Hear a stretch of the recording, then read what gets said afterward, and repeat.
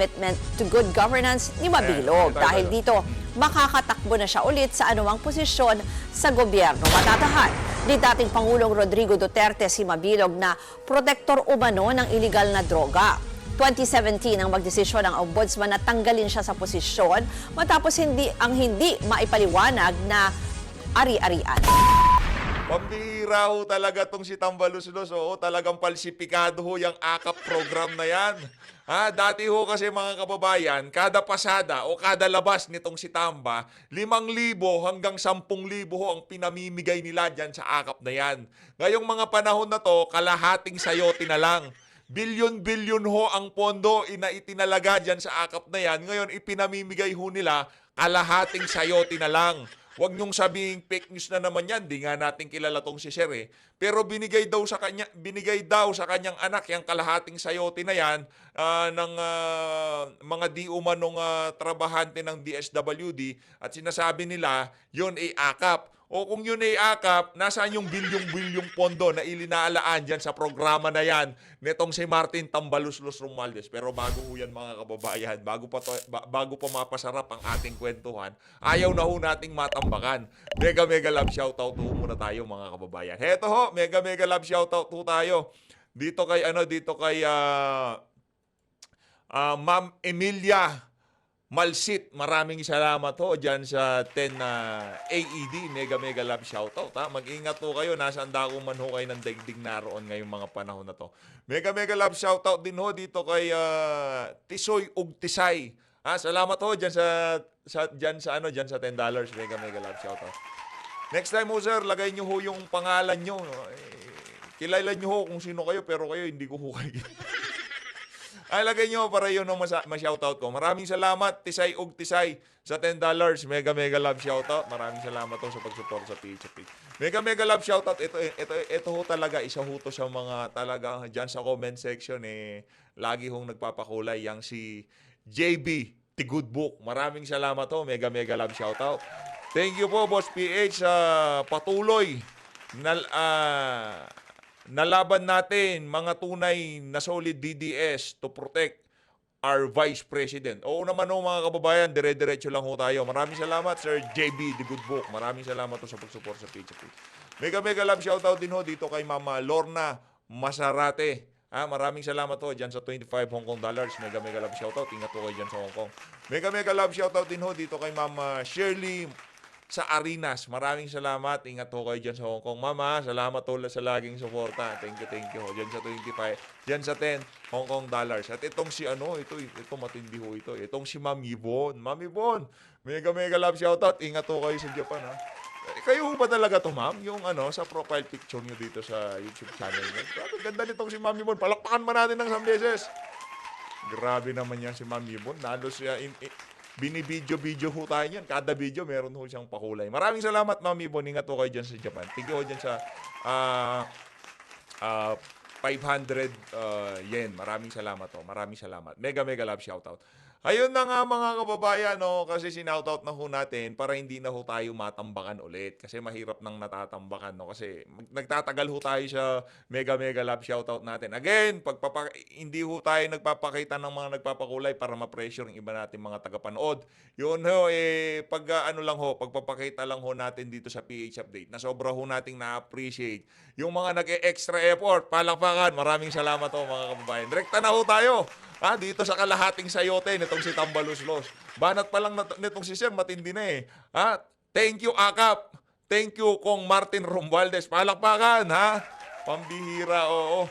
From 5,000 to 10,000, ngayon kalahating sayote na lang. Eto, panoorin nyo ho. Kayo ang dito, kumbaga, kayo ho ang mag-weigh dito kung ano masasabi nyo dito sa kumakalat na to sa social media ngayong mga panahon na to. So guys, ayun, mayroon ako ipapakita sa inyo kasi mayroon ditong bata na binigyan ng gulay para sa ba yun? Ba't may gulay?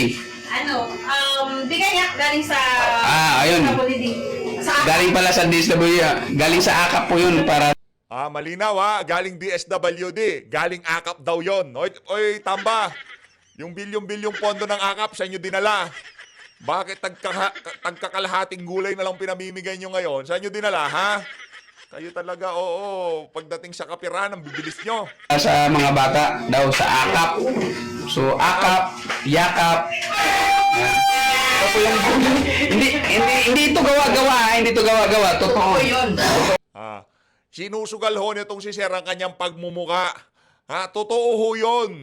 Kasi hindi naman ho sila sa social media talaga. Kumbaga ito napagtripan lang yan. Anong akap-akap, kalahating sayo. Hindi ko alam kung anong gulay pero sa aking paningin, sayote yun. Kayo na lang ho bala mag-weigh dyan kung ano yan. Hindi ko alam. Totoo 'yun. Ito yung gulay. Di ba sayote yan? Di mo ba sayote yan mga kababayan? Anak na to, yari ka dyan tamba. Yan na nga ba sinasabi natin. Sa ayot sa gusto nyo, lalabas yung mga kabalbalan nyo. Ngayon, kalahating sayote na lang. Naku, yari kayo dyan. Tuloy. Yung galing sa akap. Sayote. Oh, Grabe oh. galing sa akap. Pambirang akap to. Billion po yung budget dyan na kinuha para dito. Tapos ito po yung yung makukuha mo sa akap. Akap! Maraming salamat po. Nagpapasalamat po ako ng todo kay Congressman Martin Romualdez, sir. Thank you so much sa gulay mo. Ayan po, akap kay Congressman Kimbo. Yan. Thank you sa gulay. Grabe naman yun, sir. Ang tindi naman ng banat na yun, sir. Hoy, Congressman Kimbo! Congressman Romualdez, ayun na, oh. Maraming salamat doon sa kalahating sayote nyo sa akap. Grabe naman yan. Kada pasada ho niya nung mga naunang buwan, mga nakalipas na buwan, bilyon ho ang pinamimigay nila kada pasada ng akap na yan. Ganyan ho katindi yan. Kaya tayo ho ngayon dito ay nagtataka kung bakit ganun na lang ang pinamimigay nila ngayon. Ubus na pondo, ganon. Ito ho mga kababayan, mabilisan lang. Kasi naikwento ko na ho sa inyo kanina na itong si Doc Willie Ong, isa ho siya sa mga kandidato ng One Sambayan, okay? Kasama ho niya yan si Kirubin, yan si Bam, yan si Kiko Matsin. Magkakasama ho sila dyan sa One Sambayan. Ngayon, meron pa ho tayong isang doktor. Yan, namatindi. Palakpakan muna tayo. Okay? Meron pa ho tayong isang doktor na kandidato. At itong kandidato na to, kilala ho to bilang taga-suporta ni dating Pangulong Rodrigo Duterte. Ito ang tanong natin dyan. Kung kayo papipiliin, kung kayo ho papipiliin, i-comment nyo ho dyan sa comment section para talagang ho tayo, malinaw ho tayo. Kung alin dito sa dalawa na to ang mas pipiliin nyo, Kung alin dito sa dalawa na to, parehong doktor ho yan. Magkapareso ng advokasya yan. Ang lang, yung prinsipyo, paninindigan. Doon lang ho tayo nagkakaiba dyan. Ngayon, bilang isang taga-suporta nitong si dating Pangulong Rodrigo Duterte, kung kayo pipili ng doktor, hindi natin binabanatan walang hate dito. I love you, Doc Willie Ong. Yan, walang hate. Kaso napasama ka lang sa One Sambayan, kaya kailangan ka naming timbangin kung sinong mas pipiliin namin sa inyong dalawa. Walang hate huwag kayong magsalita ng kung anong hate diyan kay nagpapalakas pa yang si Doc Willie. Huwag kayong mambas. Sinong mas pipiliin niyo sa dalawa na to? Itong si Doc Richard Mata o itong si Doc Willie Ong? Ilatag nyo na ho dyan sa comment section ang inyong pipiliin sa dalawa. Maraming salamat to. Rekta ho tayo ngayon dito sa napakainit na issue na to. Dito ho tayo kay ito, kanina pa to talagang binabaran ho natin to kanina Teka lang ho mga kababayan Ito ho, kay Patrick Jed Mabilog tayo. Pagbalita ginawa na ng Executive Clemency ni Pangulong Bongbong Marcos si dating Iloilo City Mayor Jed Mabilog kaugnay ng mga kasong administratibo nang maugnay siya noon sa iligal na droga. Ayon Pangit, no? Naugnay sa illegal na droga. Napakaraming kasong administratibo. Ngayon ho mga kababayan, merong executive clemency. Palakpakan ang mga bangag. Oo. Yan na nga ba sinasabi natin pagka talaga bangag? Birds at the same feather flocks together. Malamang, nagja-jamming yung mga yan sa Malacanang. Kasama yan si Mabilog. Ibig sabihin nagja-jamming, kumakain, naggigitara, nagtutugtugan. Di ba? Mahilig sa banda si Marcos Jr. Jamming niya yan. Si Patrick Jed Mabilog dyan sa Malacanang. Yun sa Malacanang, ito'y dahil sa long-standing commitment to good governance ni Mabilog. Dahil dito, Good governance na involve at talagang tinayuan ni Tatay Digong na ikaw ay involved sa pinagbabawal na droga. At itong si Tatay Digong, napaka-hardliner niya pagdating dyan sa usapin na yan. Tapos sasabihin mo sa amin, long-standing. Diyan sa ano na yan, diyan sa, ang tawag dito, diyan sa, ano sabi nitong si Mamrut, nakalimutan natin na, diyan sa, makakatakbo na siya ulit sa good governance ni Mabilog. diyan sa good governance na yan. Long-standing na krusada niya sa good governance. Ngayon makakatakbo na daw siya. Narinig niyo? Anak na to. Wala. Narco-politics talaga bagsak ng Pilipinas pagkabangag presidente. Narco state, yun ang kahihinatnan natin pagka hindi natin isinaayos itong mga problema na to sa lalong madaling panahon. Problema ho ito mga kababayan. Itong si Mabilog dapat di natatakbo to eh. Ngayon, ay siguro, mayaman niya si Mabilog eh. Ano ba naman yung executive clemency? Pagka, alis na rin naman ako, presidente. For how much? Di ba? Tatakbo ka ng pagka-mayor ulit, di ba? Gusto mong tumakbo, regluhin natin yan. Executive clemency for sale. Ano ba naman yung 3 bilyon? Di ba? Kung makakapangurakot ka ulit dyan sa Iloilo, di ko sinasabing si Mabilog, yung mga tatakbo, na government official. Kasi maraming kurap ha. Di ko sinasabing kurap yung si Mabilog, pero na-involve siya sa ipinagbabawal na pulburon. Okay? Noong panahon nitong si dating Pangulong Rodrigo Duterte, napasama sa listahan. Pero pagdating sa korap, hindi natin sinasabihan siyang korap. Sinasabi natin dito, yung mga posibilidad na nangyari dyan sa executive clemency na yan. Pwede, di ba? Hindi na makakatakbo bilang government official. Kumbaga, yung backing niya, yung mga barangay captain niya, kilalang-kilala siya dyan sa Iloilo. For how much executive clemency? Hindi ko sinabing binayaran niya yung executive clemency niya, magkalinawan ho tayo dito. Yung mga posibleng, kumbaga, yung driving force niyan, ibig sabihin, yung long-standing commitment niya sa good governance. Naku, tanga ba kayo, Marcos Jr.? Are you stupid? Wag nyo kaming lokohin. Executive clemency, dating nasa drug watch list. Nagtago. Kung walang kasalanan, ang dami namang walang kasalanan na hindi umalis sa Pilipinas noong mga panahon na yon. At later on, napatunayan, nung panahon ni Tatay Digong, inalis sila sa listahan. Kasi malinis nga sila. Pero itong si Mabilog, di ho talaga siya nagpakita. Kasi alam niya yung mga ebidensya laban sa kanya na hawak-hawak ng Duterte administration, mabibigat. Mabibigat ho. Pero siyempre, kajaming nga niya yung presidente, di ba? Meron din aligasyon ng pagsinghot ng pulburon. Kaya anong mangyayari? Natural, ipapakita nitong nitong administrasyon, ito pa yung posibleng anggulo, yarin lamang binabanatan mo ko Marcos Digong lahat ng mga inakusahan mo na involved sa ipinagbabawal na droga, aabsueltuhin ko yan. Papakita ko na mali ka. Hindi yan mga bangag, hindi yan involved sa ipinagbabawal na pulburon, di ba? Kahit yung pagbanat mo sa akin na ako isang bangag, pati doon sumablay ka, Digong. Di ba? Ganyan ho yung ganyan ho yung mga praning. Executive clemency, nagtago, anak ng tokwa. Kung sumuko at nagpakulong, bigyan mo ng executive clemency at later on yung mga ebidensya biglang humina. Pero yung nagtago ka, umuwi ka lang nung bangag na presidente. Ay sa bagay, meron nga pala siyang tiwala kay Marcos Jr. Tandaan nyo ho, yung si Mabilog, dilawan pa sa dilaw yan. Ngayon, binibigyan ho tayo ng peking choices. Dilawan, loyalista, parehas lang ho yan. Iisa lang ho talaga ang totoong choice dyan. Walang iba kundi yung senatorial slate ni dating Pangulong Rodrigo Duterte. Pastor Kibuloy, number 53 sa balota. 38 naman tong si Congressman Rodante Marcoleta. Alam nyo na ho yung mga numero ng ating mga kandidato. No? Tandaan nyo ho mga kababayan, huwag nyo kalimutan. Pagharap sa balota, shade kagad. Tapos hulog, kuha resibo, i-check kung pumasok. Yun na ho yun.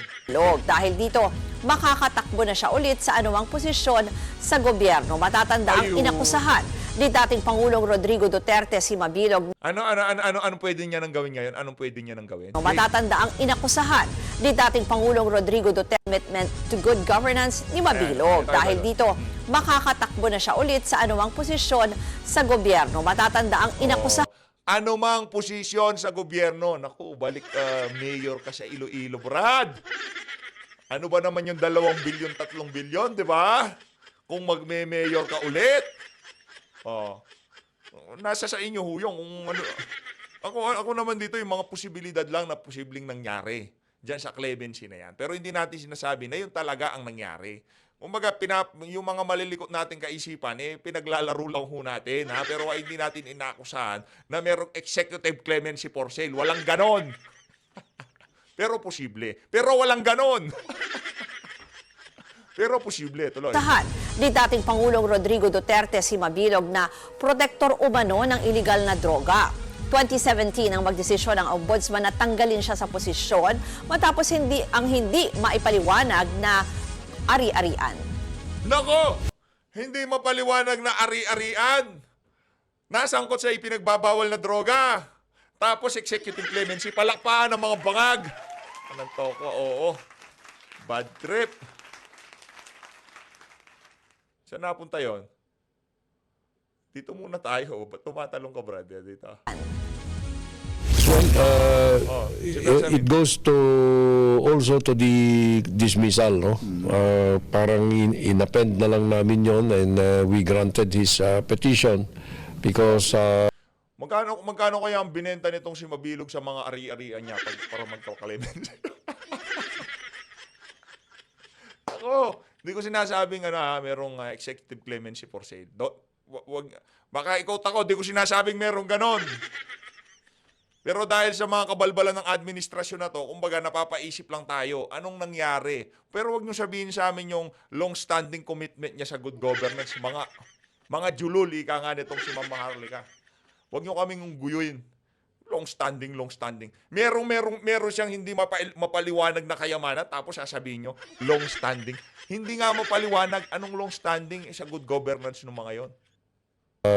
he was able to explain why he did not, he was unable to answer, to explain the discrepancy in his SALN. Mga kapatid, Ayun naman pala. Hindi lang pala, napaliwanag niya na kay Marcos Jr. yung mga discrepancy sa kanyang salin. So, absuelto na siya. Diba? Ganun lang naman ho yun. Ngayon, pwede na siyang tumakbo ulit. At this time, sa tingin ko, aayusin na niya ang salin niya. Yung discrepancy, babalansihin na niya.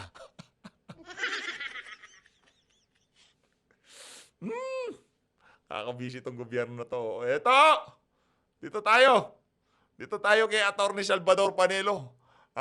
Dito sa mga banat nitong si Bersamin, sinoplak ko nitong si Atty. Panelo. Game. Ika-20.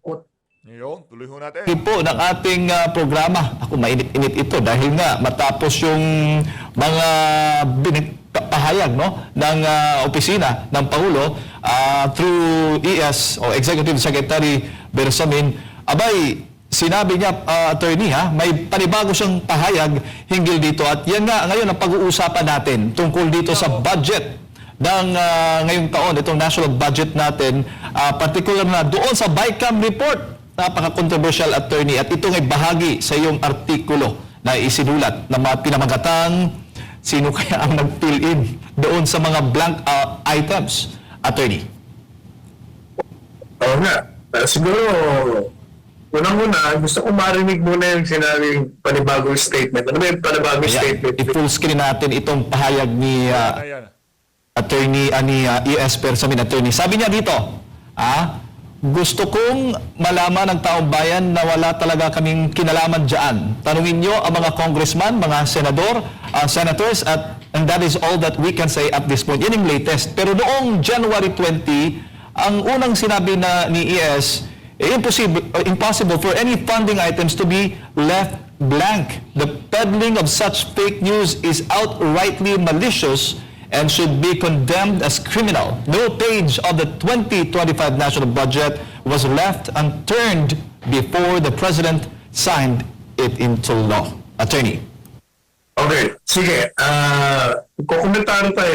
Ibasahin mo muna yung mga portions ng aking article kasi napaka-importante yan. Yes, sir. Dito po sa inyong artikulo sa The Manila Times na pinamagatang Who Filled in the Blanks in the GAA or GAA or General Appropriations Act. Sabi dito, Balik ho tayo ha. Kailangan ho nating balikan to mga kababayan. Kailangan ho nating balikan. Balikan ho natin tong issue na to. Pinipilit tong takpan, pinipilit tong iwasan, tanggalin o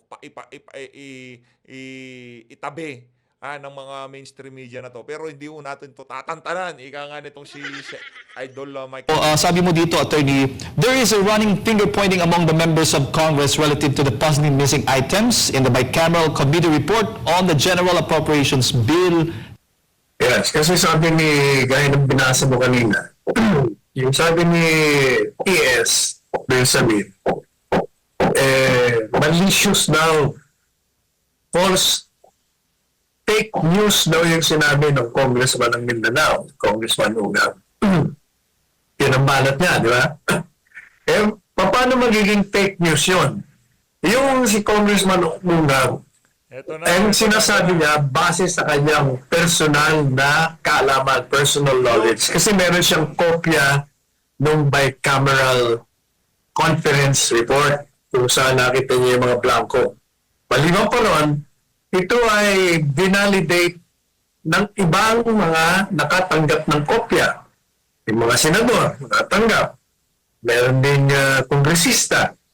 So, hindi mo mapapasinungalingan yun. At yung sinabi naman ni Presidente Marcos Jr. na nagsisinungaling si Presidente Duterte dahil nagbigay siya ng komentaryo, unang-una wala akong akusasyon. Ang nag-aakusa si Congressman Ungab. Si Presidente Duterte ay nagkokomentary lang sa legalidad. Sabi niya, kung yan ang nangyari na may mga blanco dyan sa bicameral conference report, ay illegal yan. Kasi pinoporsify mo yung nasa loob. Kasi kung blanco yan, tapos nilagyan mo, pinil up mo, ibig sabihin, yung enrolled bill ay hindi dumaan doon sa proseso na itinatakda ng batas. Kaya may diferensya yan. Illegal yan. Kaya hindi mo siya nagsisinungaling. Nagbibigay lang siya ng opinion legal. Kaya sabi ko nga sa artikulo ko, either yung reaksyon ng dalawa ay batay sa walang kaalaman o ignorante sila doon sa pinag-uusapan. Mukhang hindi nila napanood yung video conference ng dalawa. O kaya naman, hindi nila napanood, sinabihan sila na itong sinabi na mali. O yun ang fake news na tinanggap nila. O kaya naman, kino-cover up nila ang naging maka-iskandalosong mga blanco na sa 13 pahina at 28 items yan sa bicameral report. Opo, Attorney, at Yung mga sumunod. Yes. Kasi tama, Attorney. At ito na nga, FPRD not lying. Hindi nagsisinungaling. alam mo kasi, ang problema doon sa dalawa, binabago nila yung naratibo. Ang pinag-uusapan yung bicameral conference report. Exactly. Hindi GAA. Kaya siguro nang ma-realize nila kasi marami nang pumuna sa kanila, yung programa natin at yung iba pang mga nakapansin na mali yata. Mali yata yung kinakomentaryohan nyo. Hindi naman yung GAA ang pinag-uusapan kung hindi yung bicameral conference report. Doon nagsimula. Yes, Attorney. At ito pa, ano yung magiging implikasyon nito? Legal implications dahil ito nga yung panghuli mong parte sa iyong sinulat.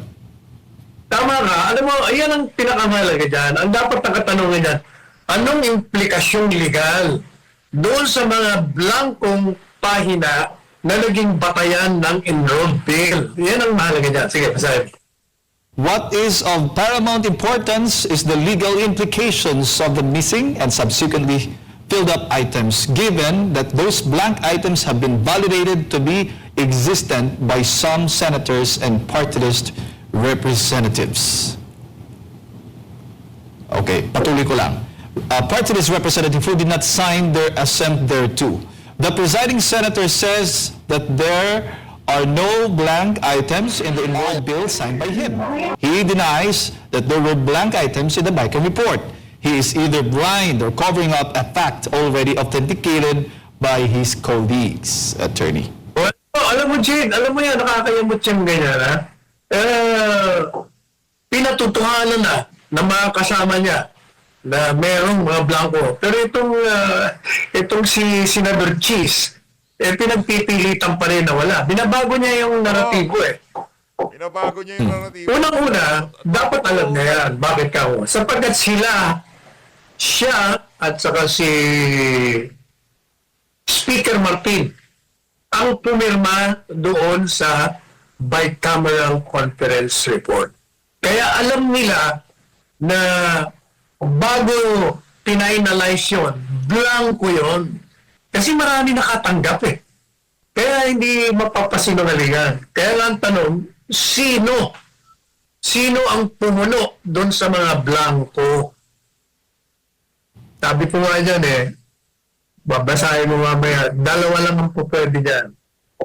Either yung BICAM conference members, marami yun Mga 15 sa Senado, 15 sa House of Representatives. Pero among the more or less 30 members, ang talagang nagdidesisyon dyan, siyempre, yung mga makapangyarihan, sino yun? Yung Speaker, yung Chairman ng Appropriations Committee, yung Senate President, at saka yung Chair ng Appropriations Committee ng Senado. Yung apat na yan. Kaya silang dapat ang tanungin at managot dyan. Hindi po pwedeng iba. Sila lang yun. Kaya yan ang tanong natin.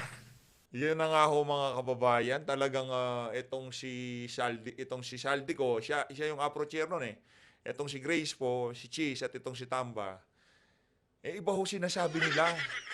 Ngayon, siyempre, iba na yung approacher ngayon. Ang apro na, itong si Kimbo. Meron ho siyang panayam kanina. Siguro, nasaktan siya doon sa mga banat sa kanya na tumatakbo sa salaban. Ika nga, di ba?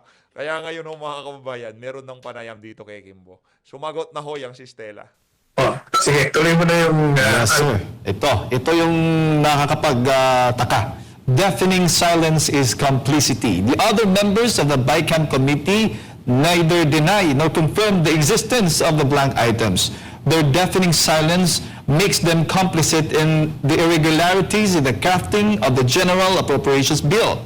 Both houses under the Constitution must deliberate and scrutinize in open session the proposed national budget proposed by the executive branch.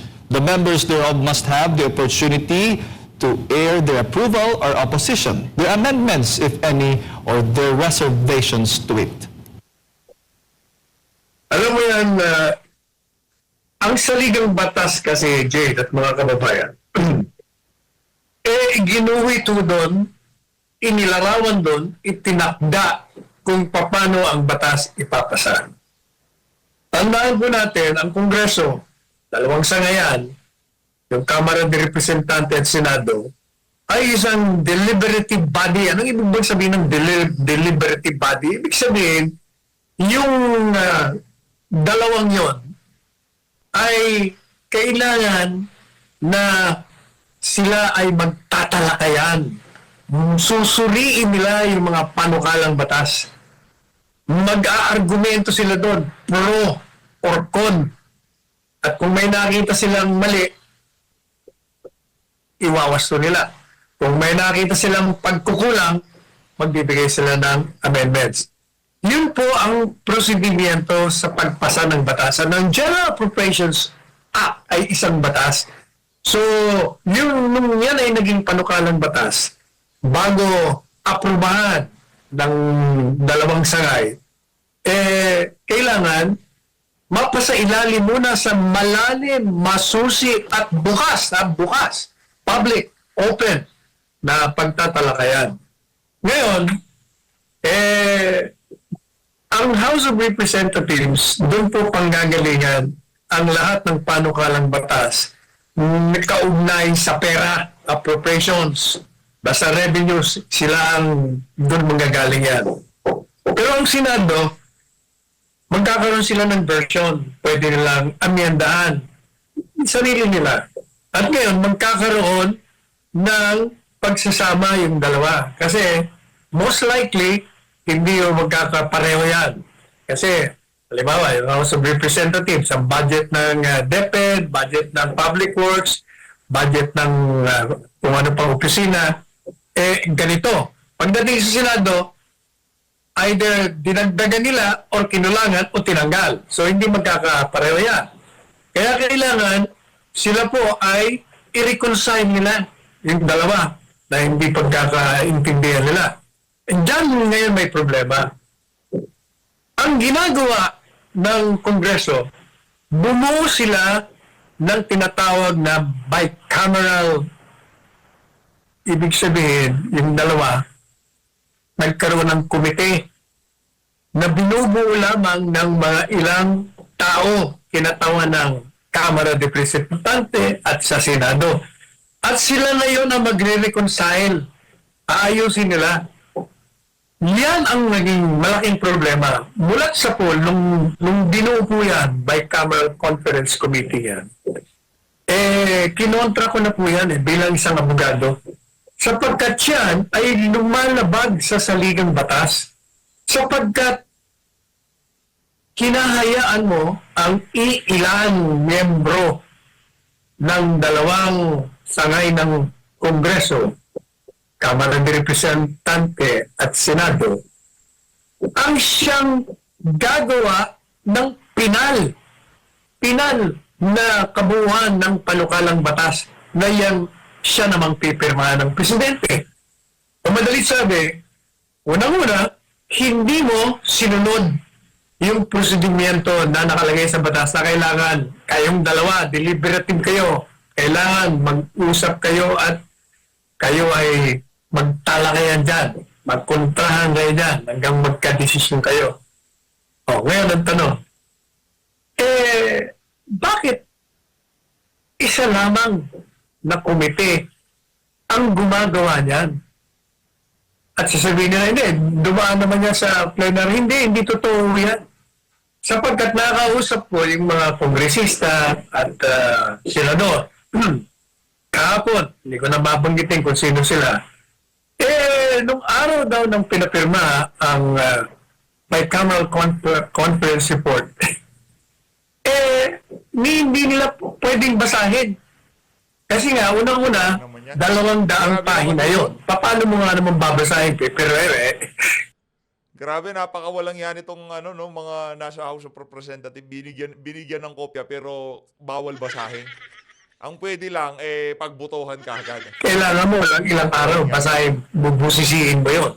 Kasi nga, nanggaling na sa Bicameral Conference Committee, sila na ngayon ang naglalagay doon, ano mga pinaglalagay nila ron. So, maliban pa sa tinanggalan mo ng kapangyarihan, Mga yung mga opisyal natin dito, mga kababayan, lalo na yung mga tumitimon dyan sa budget, para silang mga kawatan.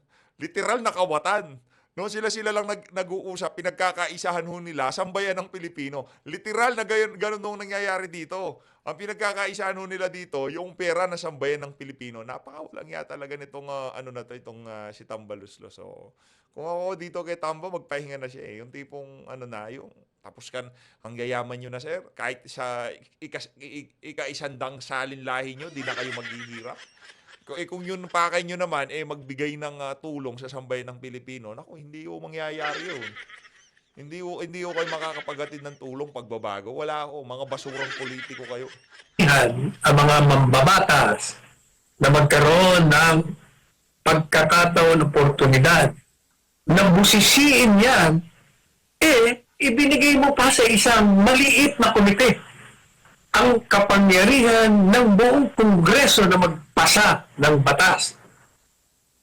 Yan ang problema. Kaya, sa aking pananaw bilang abogado, number one, yung Bicameral Conference Committee ay illegal, bulat sa pulyan, sapagkat binabago niya ang prosedimento, tinatanggalan niya ng karapatan ng mambabatas, at sinusuplant niya, pinapalitan niya ang kapangyarihan ng buong Kongreso na magpasa ng batas. O, yan. Mali. Alright. Napakaganda nung paliwanag nitong si Attorney Salvador Panelo, no? Tuloy At ito natin. pa, attorney, susunod nating babasahin itong tungkol sa unconstitutional na bahagi po ng inyong artikulo. Sabi dito, leaving the deliberation and the reconciliation of the different versions of the proposed national budget passed by both houses to a committee composed of a select few members of Congress is at war with the Constitution, as it deprives the majority members of the lawmaking body of giving their final say on proposed appropriations measures, hence passed not in accord with procedures outlined by Constitution, filling up the blank items by a few BICA members and incorporating them in the enrolled appropriations bill signed by PBBM, or worse, having the executive branch complete them makes the General Appropriations Act constitutionally infirm. Diretso. So, yun yan. Oh. Sabi ko, Jay, kasi pag yan ay hinayaan mo, yung enrolled bill na sinasabi nilang pinirmahan, na tama naman, na walang blanco doon. Kasi nga, pinunuan na nga doon sa, dalawa lang ang pwedeng pumuno niyan. Yung apat na binanggit kong pangalan, na Senate President, Speaker Martin, sino pa? Finance. Yung chair, pati ay si Saldico, na pinalitan, mas worse pa. Although hindi na siya nagawa na yun eh. At saka si Grace po. Yung apat na yun, ang pwedeng pumuno, wala namang iba eh. Hindi naman pwede yung office ng Secretary General. Wala silang kapangyarihan. Kung sila man, ay uutusan lang sila na ganito ang gawin mo. Lagay kami yung mga amount dito sa proyektong ganito, sa department ganyan. Or, yung executive branch, pwede rin namang merong kagagawan. Kung halimbawa, ayun ang utos naman, hindi, ganito gawin nyo, lagyan nyo na lang yung mga blanco ng ganito, ganyan, ganyan. Although, mas kapanipaniwala na manggagaling yun sa House of Representatives Bicameral Committee, yung select few doon. Kasi, pag ginawa mo na nga yun, Jade, yun ay illegal na, gaya ng binanggit ko kanina. Kasi, tinanggalan mo ng karapatan, ang mga mambabatas, na suriin, busisiin. At, ang ginagawa, yung isang maliit na komite lamang, ang lumalabas na siyang bumuo ng enrolled bill na pipirmahan ng presidente. Kaya magiging unconstitutional yan. Opo, Atty. Galing talaga na itong si Attorney Salvador Panelo. So always, maraming salamat to sa pag-support sa PH Update. Mag-ingat ho kayo lahat. Malinad na Pilipinas. Maraming salamat mga kabayan.